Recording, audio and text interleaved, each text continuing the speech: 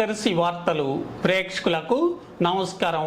వార్తలు సమర్పిస్తున్నది మీ గంగిశెట్టి రామస్వామి. దర్శి నియోజకవర్గంలో MP MLA అభ్యర్థుల ఎన్నికల ఓటింగ్ ప్రక్రియ ఈ నెల 13వ తేదీతో ముగియగా జూన్ 4వ తేదీన లెక్కింపు జరగనుండగా ఆ రోజు అభ్యర్థుల జాతకాలు బయటపడి ఎవరిని గెలుపు వరిస్తుందో ఎవరిని ఓటమి వరిస్తుందో అభ్యర్థుల భవిష్యత్తు తేలనుంది.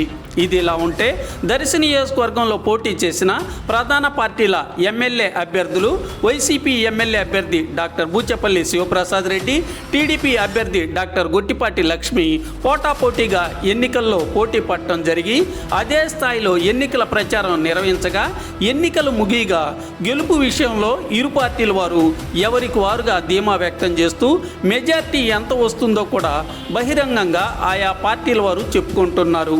మంచి మెజార్టీతో గెలుస్తామని వైసీపీ అభ్యర్థి డాక్టర్ బూచపల్లి శివప్రసాద్ రెడ్డి ధీమాగా చెబుతుండగా టీడీపీ అభ్యర్థి డాక్టర్ గొట్టిపాటి లక్ష్మి కూడా మంచి మెజార్టీతోనే గెలుస్తామని ధీమాగా చెబుతుండగా ఈ పరిస్థితులు చూస్తున్న రాజకీయ విశ్లేషకులు ఇరు పార్టీలు గట్టిగానే పోటీపడి ఖర్చులో కూడా ఎవరికి ఎవరు కూడా తగ్గకపోవటంతో గెలుపు విషయం టైట్గానే ఉంటుందని అనుకోవటం వినిపిస్తుంది.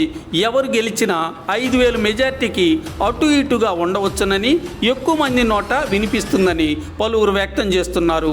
ఇక వైసీపీ టీడీపీ అభ్యర్థుల ఖర్చులను గురించి కూడా దర్శి నియోజకవర్గంలో ఆశ్చర్యకరమైన రీతిలో పలువురు మాట్లాడుకుంటూ ఒక్కొక్క అభ్యర్థి 100 కోట్ల వరకు ఖర్చు చేసుకోగా ఇద్దరు కలిసి 200 కోట్లకు పైగా ఖర్చు పెట్టినట్లు బలమైన ప్రచారం జరుగుతుంది.